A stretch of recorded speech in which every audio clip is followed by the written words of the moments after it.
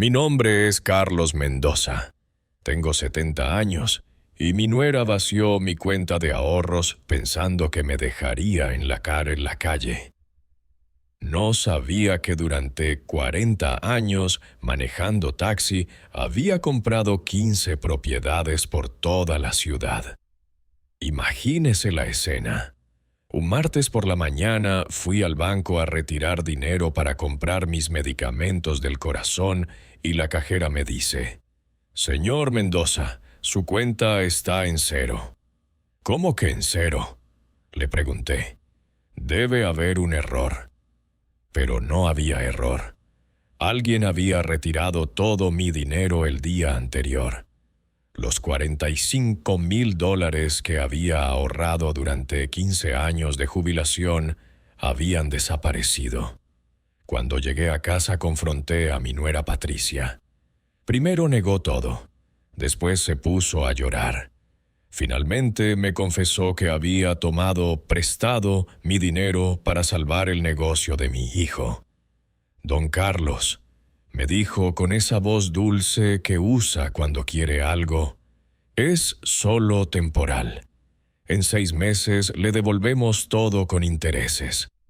Pero yo sabía que era mentira. Había escuchado sus conversaciones por las noches. Estaban planeando vender mi casa para quedarse con todo. Lo que no sabían es que esa casa era solo la punta del iceberg. Durante 4 décadas manejando taxi, no solo conocía cada calle de esta ciudad, también había ido comprando propiedades en zonas que sabía que se iban a valorizar. Tenía edificios de departamentos, locales comerciales, terrenos, casas. Era dueño de media cuadra del centro histórico, y ellos no tenían ni idea.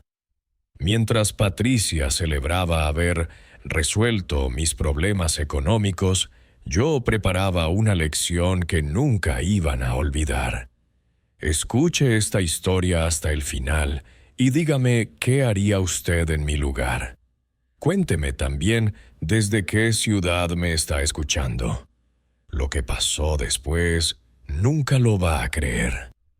Para que entienda bien esta historia, tengo que contarle cómo un taxista se convirtió en propietario sin que nadie se diera cuenta. Llegué a esta ciudad hace 48 años con mi esposa Dolores, que en paz descanse, escapando de la pobreza del campo.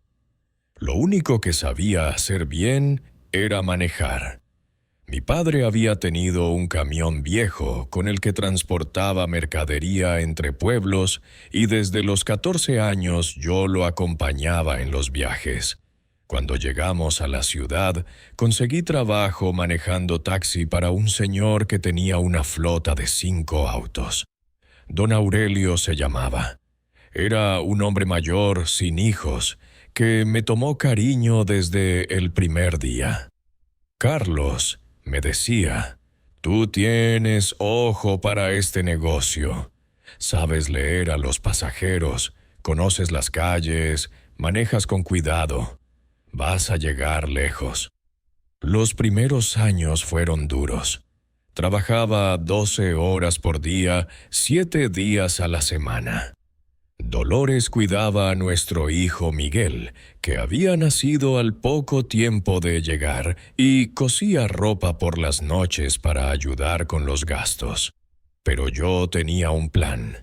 Cada peso extra que ganaba, cada propina generosa, cada trabajo especial que hacía los fines de semana, lo guardaba religiosamente. La diferencia entre otros taxistas y yo era que no solo transportaba pasajeros, los escuchaba. Cuando llevaba a empresarios al aeropuerto, prestaba atención a sus conversaciones sobre negocios.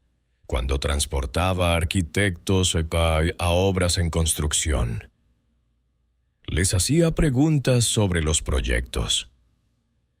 Cuando llevaba a funcionarios municipales a reuniones, me enteraba de qué zonas se iban a desarrollar. En 5 años conocía la ciudad mejor que cualquier urbanista. Sabía qué barrios iban a crecer, dónde iban a construir nuevas rutas, qué zonas se iban a comercializar. ¿Se imagina la ventaja que tenía sobre otros compradores?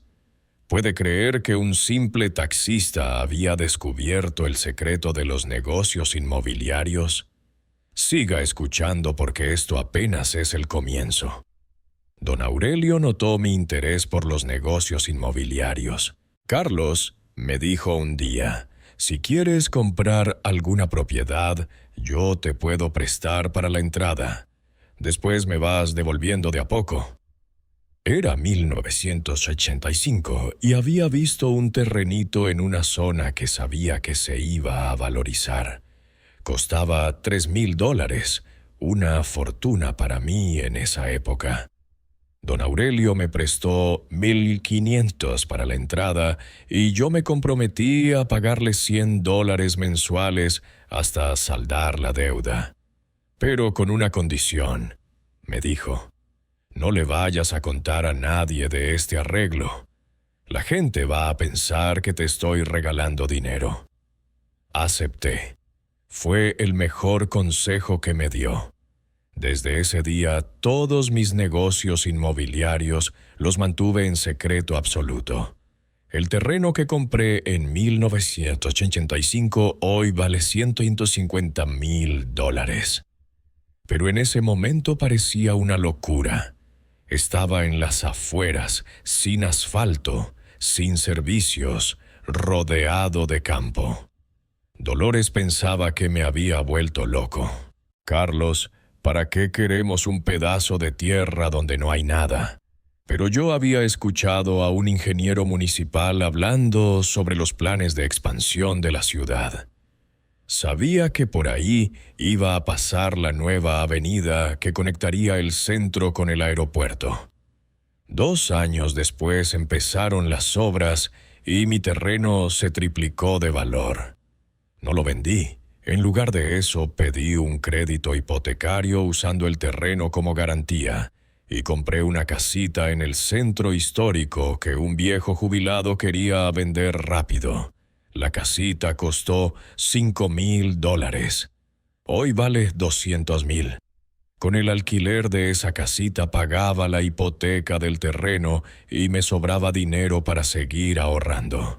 Don Aurelio estaba impresionado. Carlos, tú tienes talento natural para esto. Deberías dedicarte a los bienes raíces. No, don Aurelio, le respondía. Mi trabajo es manejar taxi. Los bienes raíces son solo un hobby. Cuando Miguel cumplió 18 años y se fue a estudiar a la universidad, le pagué todos los gastos sin problemas. Él creía que su papá taxista se sacrificaba enormemente para mantenerlo estudiando.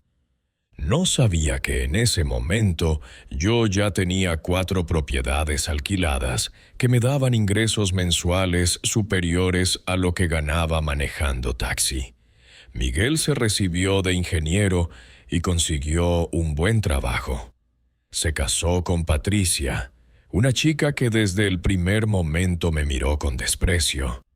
Para ella, yo era el suegro taxista, el viejo trabajador que venía con las manos sucias y ropa modesta. En las reuniones familiares, Patricia siempre encontraba manera de hacer comentarios sobre mi profesión. ¡Ay, qué cansador debe ser manejar todo el día! Menos mal que Miguel pudo estudiar y no tuvo que seguir el camino del papá.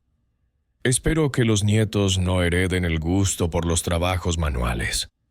Comentarios que ella creía sutiles, pero que a mí me dolían profundamente.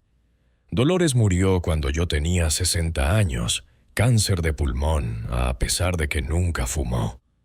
Los últimos meses fueron terribles. Contraté las mejores enfermeras privadas, la llevé a clínicas especializadas en el extranjero, probé todos los tratamientos posibles.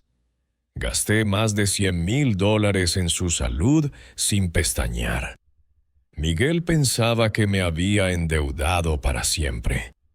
Papá, me decía, no te preocupes por las deudas.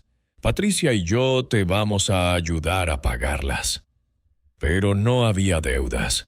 Todo lo había pagado con los ingresos de mis propiedades y mis ahorros.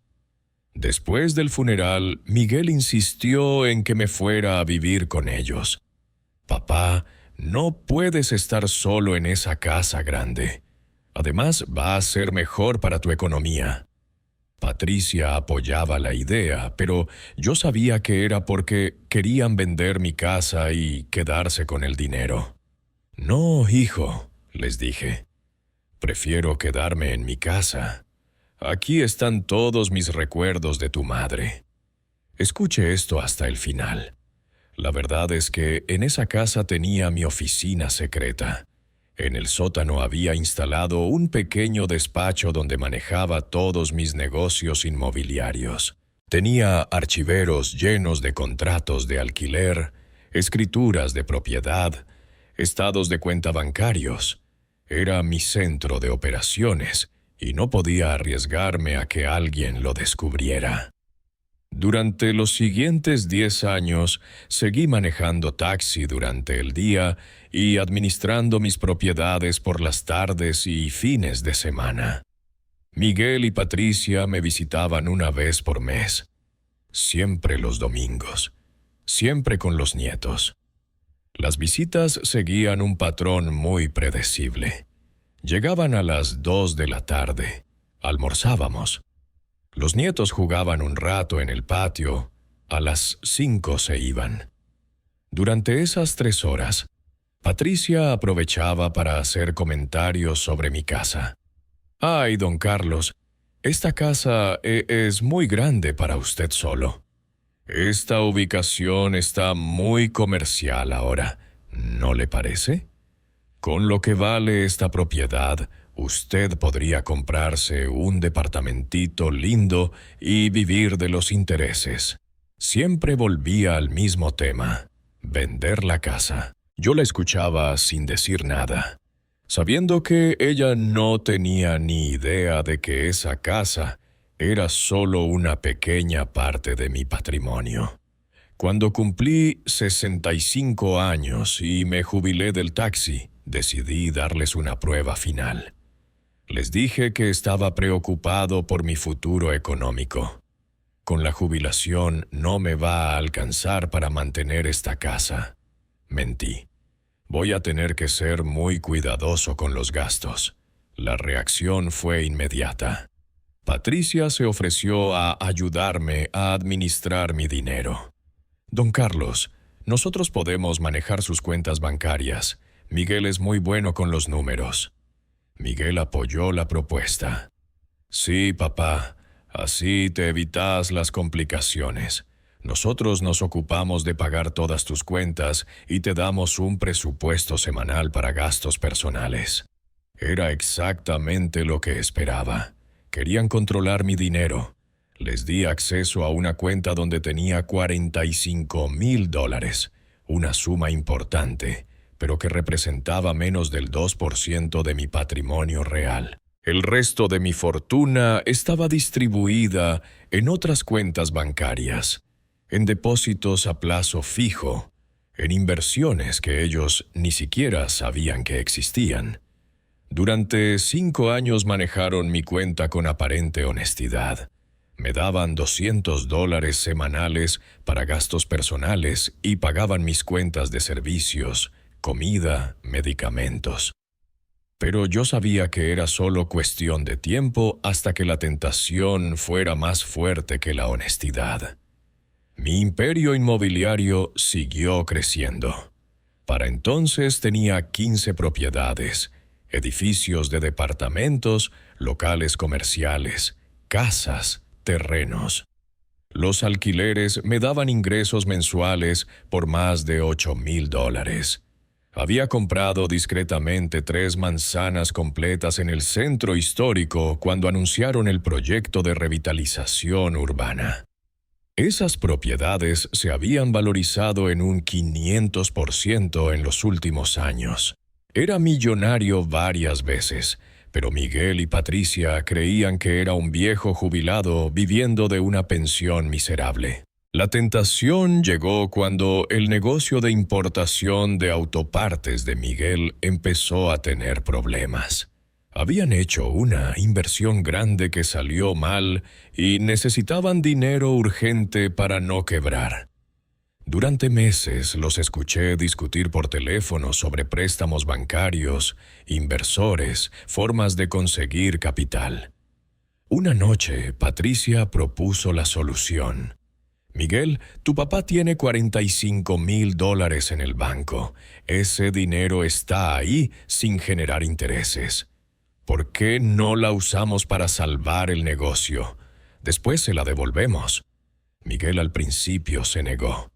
Patricia, esa es la única seguridad económica que tiene mi papá. Pero Patricia insistió. Miguel, si no salvamos el negocio, nos vamos a fundir. Tu papá va a entender. Es por una emergencia. Poco a poco fue convenciéndolo. Además, él ni se va a dar cuenta. Nunca revisa los estados de cuenta. Nosotros manejamos todo. Y cuando recuperemos el dinero, le devolvemos todo con intereses. Incluso podemos decirle que sus ahorros ganaron dinero en una inversión. Miguel finalmente cedió.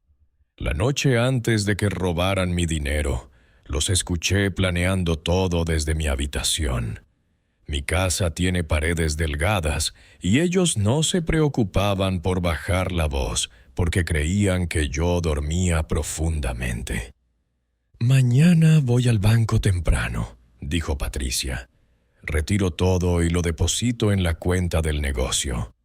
«¿Y si papá se da cuenta?», preguntó Miguel nervioso. «Miguel, tu papá tiene 70 años. Está empezando a fallarle la memoria.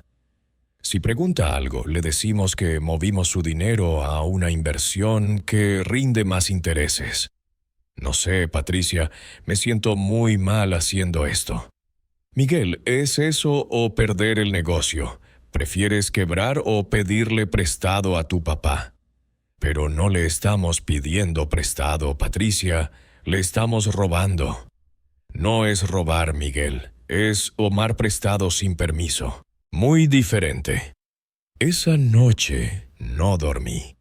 No por angustia o miedo, sino por expectativa. Finalmente iba a ver el verdadero carácter de mi hijo y mi nuera. Finalmente tenía la excusa perfecta para mostrarles quién era realmente Carlos Mendoza.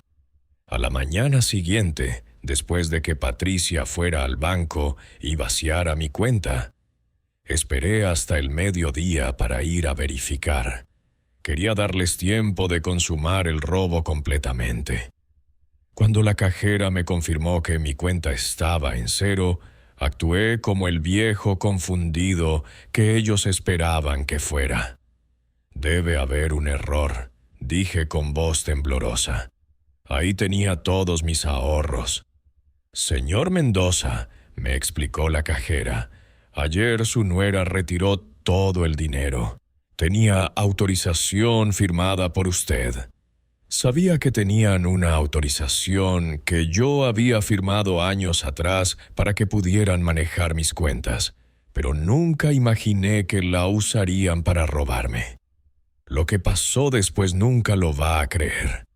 Llegué a casa fingiendo estar devastado. «Patricia, Miguel, necesito hablar con ustedes». Los encontré en la sala, nerviosos, esperando mi reacción. Fui al banco y me dijeron que mi cuenta está vacía. ¿Ustedes saben algo? La actuación de Patricia fue patética. Primero sorpresa fingida. ¿Cómo que vacía, don Carlos? Después preocupación falsa. Debe haber sido un error del banco. Finalmente, cuando insistí en que la cajera me había dicho que ella había retirado el dinero, cambió a modo víctima. Don Carlos, tuve que tomar una decisión muy difícil. El negocio de Miguel estaba por quebrar. Era una emergencia. Miguel intentó apoyarla. «Papá, ¿era eso o perder todo? Te prometo que en 6 meses te devolvemos todo con intereses».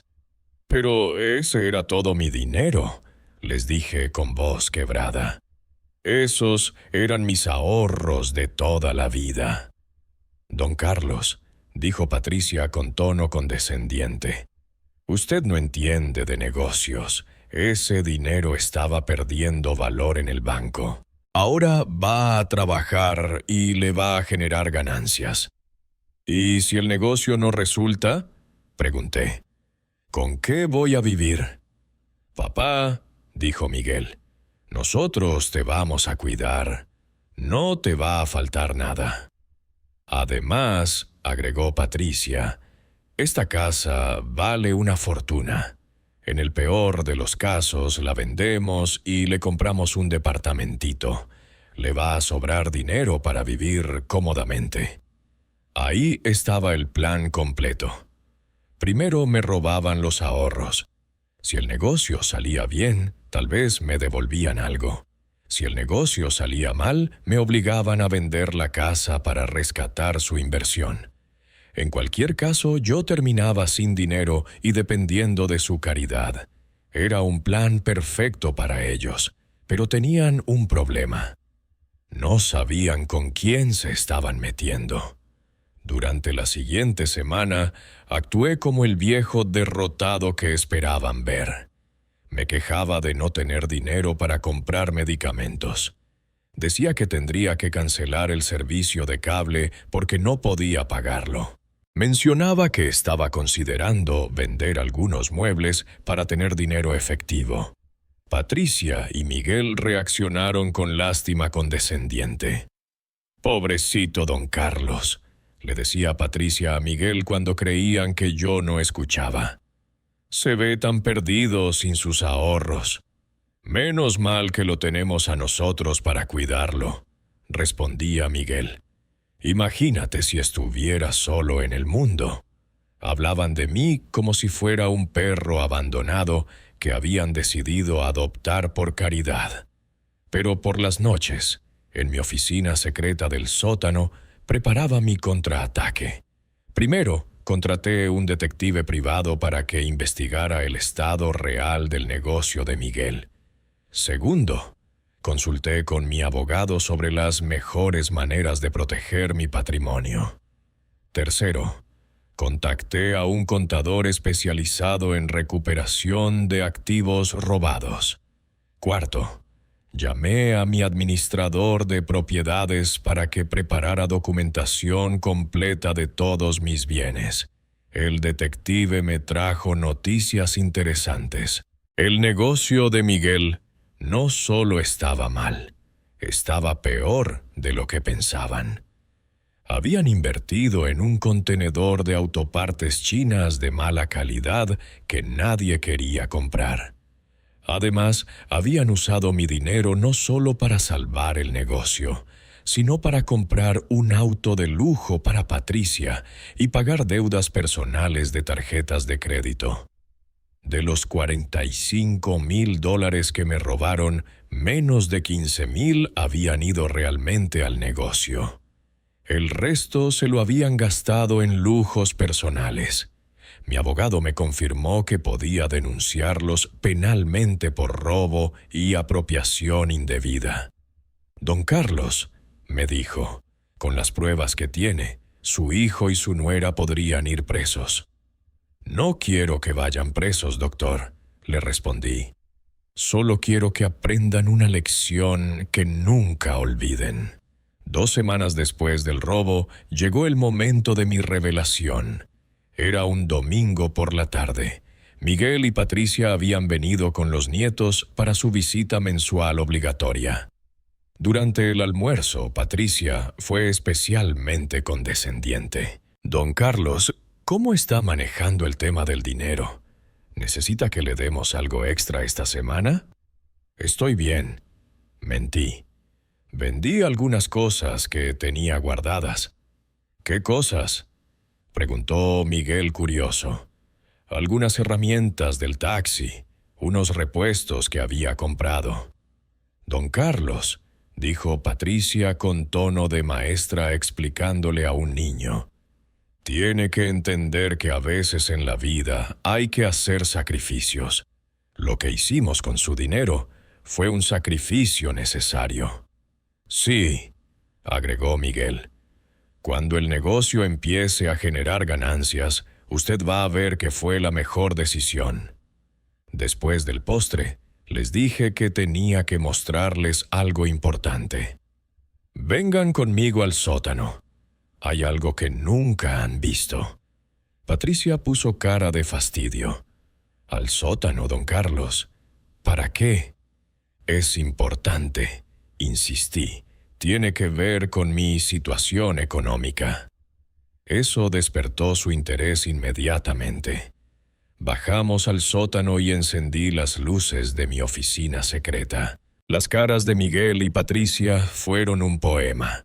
Vieron los archiveros, el escritorio, la computadora, las carpetas perfectamente organizadas, los mapas de la ciudad con propiedades marcadas.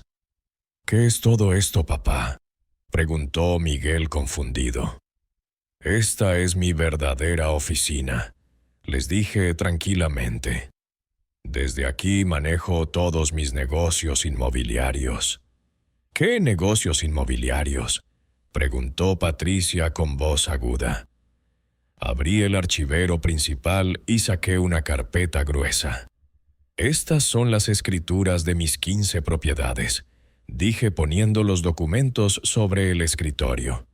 Edificios de departamentos, locales comerciales, casas, terrenos. El silencio que siguió fue absoluto. Veía sus cerebros tratando de procesar la información. Miguel tomó una de las escrituras y la leyó cuidadosamente. «Papá, esto dice que eres dueño de un edificio de 6 departamentos en el centro». «Así es», confirmé. «Lo compré en 1992 por $35,000. Hoy vale $400,000». Patricia agarró otra escritura. «Don Carlos, esta propiedad la conozco. Es ese local comercial grande de la avenida principal. ¿Usted es el dueño?» «Sí, Patricia. Y del edificio de arriba también». Seguí sacando documentos. Estados de cuenta bancarios mostrando ingresos mensuales por alquileres. Contratos de administración de propiedades. Certificados de depósitos a plazo fijo. Facturas de mejoras y remodelaciones. Un imperio inmobiliario completo que había construido durante 30 años mientras ellos creían que era un taxista pobre. «Papá», dijo Miguel con voz temblorosa, ¿Cuánto vales?» «Aproximadamente $2.8 millones. Respondí como quien dice la hora. Sin contar los terrenos que van a aumentar de valor cuando terminen la nueva autopista. ¿Se imagina sus caras en ese momento? ¿Puede creer que habían robado a un millonario pensando que era pobre? Escuche la reacción, porque se va a quedar sin palabras. Patricia se sentó pesadamente en una silla. «No lo puedo creer, no lo puedo creer». «¿Por qué nunca nos dijiste nada?», preguntó Miguel. «Porque quería ver qué tipo de personas eran realmente», respondí. «Quería saber si me querían por quien soy o por lo que puedo darles. Pero papá, si hubiéramos sabido». «¿Qué, Miguel?» «Si hubieran sabido que soy millonario, no me habrían robado». «¿Esa es su moral? ¿Solo roban a los pobres?» Miguel no supo qué responder. Patricia, en cambio, intentó justificarse. «Don Carlos, si hubiéramos sabido que tenía tanto dinero, le habríamos pedido prestado en lugar de robarme». Terminé la frase. «Sí, Patricia, me robaron. Tomaron mi dinero sin permiso pensando que no tenía más recursos para defenderme». Saqué otra carpeta del archivero. Aquí están las investigaciones del detective privado que contraté. Sé exactamente en qué gastaron mi dinero. Les mostré las fotos del auto de lujo que había comprado Patricia, los recibos de las tarjetas de crédito que habían pagado, los gastos personales que habían hecho con mi dinero. De los $45,000 que me robaron, solo 15,000 fueron realmente al negocio. El resto se lo gastaron en lujos personales. Miguel se puso pálido. Papá, yo no sabía que Patricia había... Miguel, no me vengas con que no sabías. Los escuché planear el robo la noche anterior. ¿Los escuchó?, preguntó Patricia horrorizada. Sí, Patricia. Las paredes de esta casa son delgadas y ustedes no se molestaron en bajar la voz. Les recité textualmente algunas de las frases que habían dicho esa noche. Patricia se desplomó completamente. Don Carlos, nosotros podemos explicar. No hay nada que explicar, Patricia. Me robaron porque pensaron que era un viejo indefenso sin recursos. Se equivocaron. Saqué una última carpeta. Estos son los documentos legales que preparé con mi abogado. Pueden elegir entre ¿y usted qué haría en mi lugar? 2 opciones. ¿Y usted qué haría en mi lugar? Miguel preguntó con voz quebrada. ¿Qué opciones? Opción 1. Los denuncio penalmente por robo y apropiación indebida. Con las pruebas que tengo, van presos y enfrentan cargos por apropiación indebida y medidas judiciales que pueden limitar las visitas. Patricia empezó a llorar. Opción 2. Me devuelven los $45,000 en un plazo máximo de 30 días y nunca más vuelven a pisar esta casa. Papá, suplicó Miguel, no podemos conseguir $45,000 en 30 días. Ese es su problema, Miguel. Deberían haber pensado en eso antes de robarme. Patricia intentó una última manipulación. Don Carlos, nosotros somos su familia. Los nietos lo extrañan si no viene más. Patricia, ustedes no son mi familia. Mi familia no me roba. Y en cuanto a mis nietos, arreglaré para verlos sin tener que soportar la presencia de ustedes.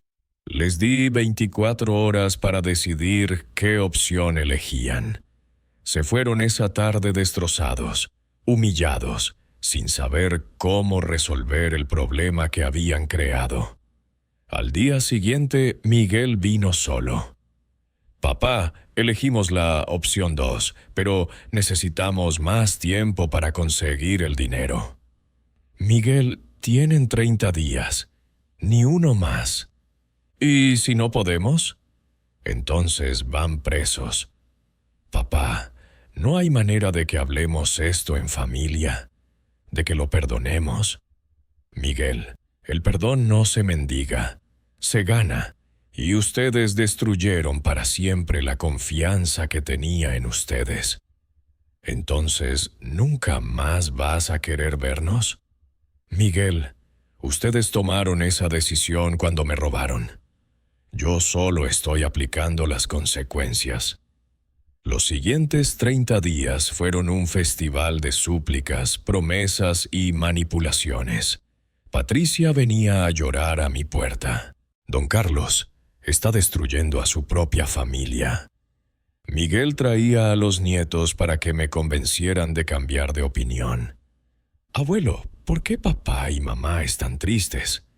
Incluso trajeron a la madre de Patricia para que intercediera por ellos. Don Carlos, todos cometemos errores. Usted tiene que perdonar. Pero yo mantuve mi posición. La confianza, una vez rota, no se repara con lágrimas ni súplicas. El día 29 apareció Miguel con un cheque por $45,000. ¿De dónde sacaron este dinero?, le pregunté. Vendimos el auto de Patricia, pedimos prestado a sus padres, empeñamos las joyas de casamiento. ¿Y el negocio? Lo cerramos. Era imposible salvarlo. Perfecto. Habían perdido el negocio, el auto, las joyas y la dignidad. Muy bien, Miguel. Ahora quiero que se vayan y no vuelvan más. Papá, ya cumplimos con devolverle el dinero. ¿No podemos volver a ser una familia? Miguel, una familia no se roba entre sí. Ustedes son ladrones que comparten mi apellido, pero no son mi familia. Han pasado 2 años desde que Miguel y Patricia me robaron y descubrieron mi verdadera situación económica. No he vuelto a verlos ni he sentido su falta. Mi vida es infinitamente más tranquila, sin tener que soportar las visitas hipócritas, los comentarios despectivos, las manipulaciones constantes. He usado parte de mi fortuna para crear una fundación que ayuda a ancianos víctimas de abuso financiero por parte de sus familias. Es sorprendente la cantidad de casos similares al mío que existen. Hijos y nietos que roban a sus padres y abuelos pensando que son vulnerables e indefensos. A mis nietos los veo una vez por mes. Contraté un investigador para averiguar sus horarios escolares y los espero a la salida para llevarlos a almorzar. Miguel y Patricia han intentado prohibirles que me vean, pero los niños ya tienen edad suficiente para decidir por sí mismos. Además, les he explicado que cuando cumplan 18 años van a heredar cada uno un departamento que compré especialmente para ellos. Es mi manera de asegurarme de que tengan independencia económica para alejarse de sus padres si es necesario. El negocio de importación de Miguel quebró completamente 6 meses después del robo. Patricia tuvo que buscar trabajo por primera vez en su vida adulta. Ahora trabaja de recepcionista en una oficina y Miguel maneja taxi para otra persona. ¡Qué ironía! Mi hijo terminó haciendo el mismo trabajo que yo hice durante décadas, pero sin la visión de negocio que me permitió prosperar. A veces me los cruzo en la calle y fingen no verme. Otras veces, Patricia me mira con odio, como si yo fuera el culpable de su situación actual. Miguel solo baja la cabeza avergonzado. Pero la verdad es que su situación actual es consecuencia directa de sus decisiones. Robaron a quien no debían robar y pagaron el precio de su ambición y su falta de escrúpulos. Mi vida actual es exactamente como siempre quise que fuera. Manejo mis propiedades, viajo cuando quiero, ayudo a gente que realmente lo necesita. No tengo que fingir ser pobre para encajar en las expectativas de nadie. No tengo que soportar comentarios despectivos sobre mi profesión o mi nivel social. No tengo que aguantar que me roben pensando que soy indefenso. He aprendido que el dinero no cambia a las personas, solo revela quiénes son realmente. Miguel y Patricia siempre fueron ambiciosos y deshonestos. Lo único que cambió es que ahora yo lo sé con certeza. También he aprendido que la familia verdadera no es necesariamente la que comparte tu sangre, sino la que te respeta y te valora por quien eres. Mi administrador de propiedades, mi contador, mi abogado, incluso mi mecánico, me tratan con más respeto y consideración que mi propio hijo y mi nuera. El otro día, mientras revisaba los estados de cuenta de mis propiedades, calculé que mi patrimonio ha crecido un 15% en los últimos 2 años.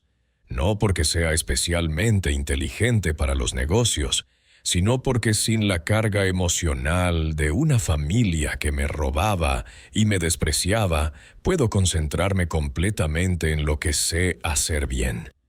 Cuando me muera, todo mi dinero va a ir a la fundación que creé para ayudar a ancianos abusados financieramente.